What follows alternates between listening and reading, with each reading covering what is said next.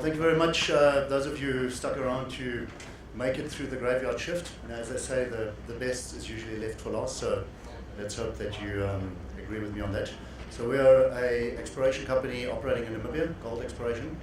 We're small currently, $15 million market cap. We've got a very simple, straightforward cap structure, 60 million shares, no warrants, no funnies. I'm the CEO and founder. I've had success in Namibia before, being a Namibian citizen and a mining engineer. I built a company 6 years ago called Oryx Gold, which had the Otjikoto gold deposit, and we sold that to B2 Gold in 2012 for $200 million, and they built a very successful gold mine. So I'm looking to do it again over here. So Osino initially was all about consolidation and putting a sizable land package together. Secondly, the next step, and we've done that largely, the next step is to add value to it and have geological success, and we're busy with that. And then the third step will be to sell the company. Now, in order to do that, of course, you need money. So that's another key takeaway for us. We have some excellent shareholders. There's Ross Beatty, owns 20%. So I've done another transaction since B2 Gold. In 2016, I became the CEO of an Ecuadorian developer, and I merged that with the Ross Beatty company, and he got to know me in that process. And so he became my biggest investor because he shares my vision. With him came most of his investors, so we really have the who's who of Toronto, Bay Street, all have small pieces of this company. Then there's Resource Capital Funds, who very much share our geological vision. They own 10%, and Patty Carper and a few others. So about 40-50% of the company is held in very good hands. So technically speaking, or before I go there, so we got a good team. We know what we're doing. We've built companies before, we've grown companies before, and we've sold companies before. We have some credibility there too. Dave Hodgson has walked this path with me. He's the ex-COO of AngloGold Ashanti, so good guys. Like I said, we've had success before. We've delivered value to our shareholders, done a couple of deals, and the first two over there I've been personally responsible for. So that's helped in gaining a bit of a track record, and it's helped me to raise money and to do this again.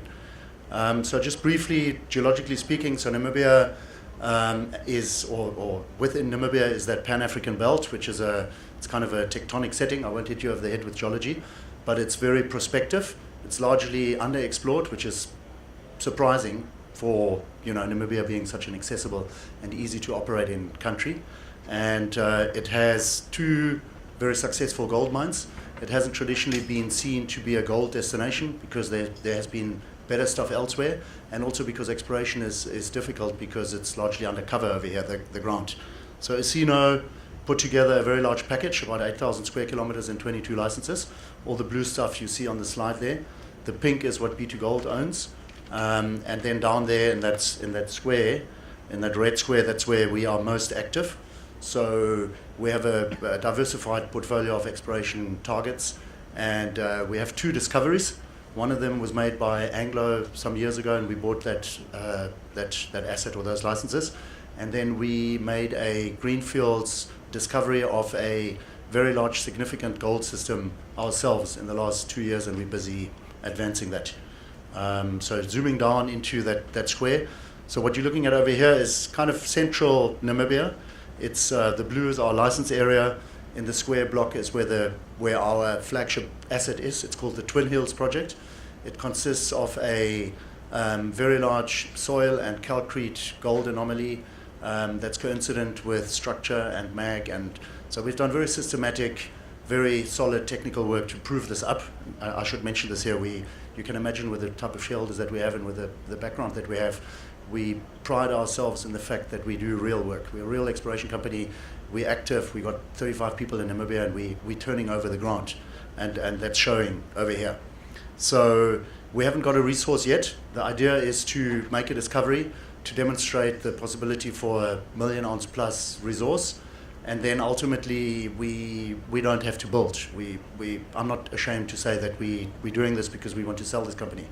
And that's why we put together a big package, and the aim is to attract the likes of B2 Gold, mid-tiers, senior producers, and we're in fact talking to some of them right now. So just some detail. I know it's late, so I won't give you too much of it. So this slide here shows the 11-kilometer trend that we have. It is on surface, so it's 2D so far with concrete. So we adopted some techniques that have been very successful in Australia. It's called calcrete sampling. So basically, in arid terrains, you have this evaporation product called calcrete, and by sampling for it, you can make discoveries through cover. So the Australians have been very successful with it, and we've shown that it works in our terrain too. So it's a very significant technical breakthrough that we've made, which unlocks a large part of this ground that we have. So the next step, of course, is drilling. We've done some limited RAB drilling, which has confirmed all of the surface work that we've done so far, and renders this project drill ready for an RC/DD program. So we could do that ourselves. We have $3.5 million in the bank. But it would be risky. You know, the markets, you've heard it yourself, the markets are still pretty dead. So we got 3.5 million, I think I said it, we got 3.5 million cash. We got low overheads, it's cheap to operate in Namibia, so we don't need to raise money in the next year or so, but we want to. So we want to do a very significant 10, 20,000 meter drill program over here, which we will only do once we've raised further funding. So our shareholders will all write checks, but we need a lead order. So we're speaking to, you know, corporates and others, and that's, I guess, the purpose of being here. So I expect that in the next couple of months we'll raise some money. Our own shareholders will also write checks, and then, you know, we'll keep working. Right now we taking a breather, we interpreting, analyzing what we have, but going forward we expect a lot more activity.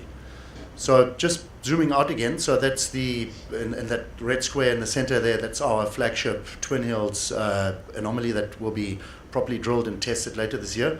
We also have another project further up, that's our second flagship, which is called Gold Copper. That's a historical discovery that was made by Anglo. By the way, just at the bottom there, can't point with this now, but there's a long-standing, well-known gold mine called Nabachab, which has produced around 2 million ounces. It used to be owned by Anglo. It's 8 million ounce historical resource. There's about 4 or 5 left. It's currently in a problematic shareholding situation, so we hope that it might come up for sale, but it's a different angle. For now, what we've done is we're consolidating the good ground all around them, and even that gap that you see on that slide has been closed. We signed up most of that ground. So we got a 100-kilometer structure, and we're systematically working our way down it. I think there are a couple of well-known analogies for those of you who are in the industry, like Rainy River in Canada, or what's the other one called in Australia, Golden Road. Similar system, you know, large structures, all undercover, you know, painstaking work over a couple of years working down these structures, and ultimately these companies made discoveries usually undercover. And that's really the model, that's what we're doing. So Gold Copper is good. It's got some excellent intersections. We're drilling it in a limited fashion. It doesn't hang together that well, so it's not suited really for a junior to hang your hat on and drill it out. I have no doubt it will be mined at some stage, and we'll do more work over here, but we got to advance our flagship before we come back here. So program very active, mix of drilling, sampling. You know, we're a real exploration company, as I said. So in summary, therefore, got a bit of time here.